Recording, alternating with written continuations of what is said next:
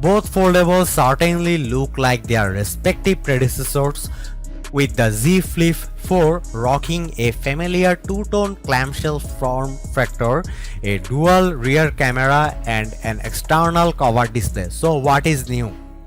Across both the Fold 4 and Flip 4, iterative refinement looks to be the name of the game, but that's especially true with regards to the Flip, which at a glance looks and handles almost identically to its predecessor.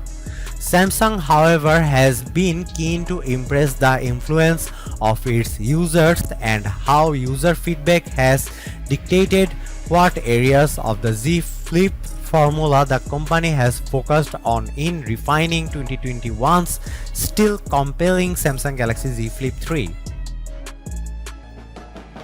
You will find 3 cameras on Samsung Galaxy Z Flip 4, which at first blush look very familiar to those on the Z Flip 3. The foldable display sports a centrally positioned 10 megapixel punch hole snapper, while the two sensors next to the cover display on the back are comprised of an OIS supported main 12 megapixel sensor and 12 megapixel ultra wide.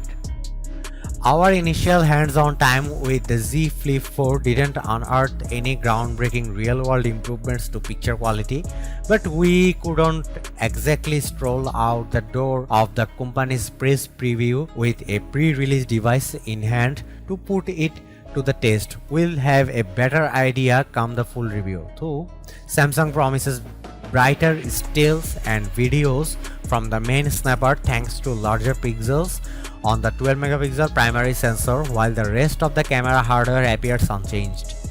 Both YS and VDIS have been improved, with the latter being particularly handy in light of the new FlexCam feature designed to properly orient the UI when holding the phone like a 90s camcorder, whilst the hinge is folded to a 90-degree position. The cover display experience has been expanded, meaning you can just jump through aspect ratios, grab quick shots including portraits, photos, and start shooting video on the cover display while unfolding and switching to the main display without interrupting recording. The Samsung Galaxy Z Flip 4 looks and feels like its predecessor, but comes dressed with a smattering of small improvements that demonstrate Samsung's ability to listen to its users.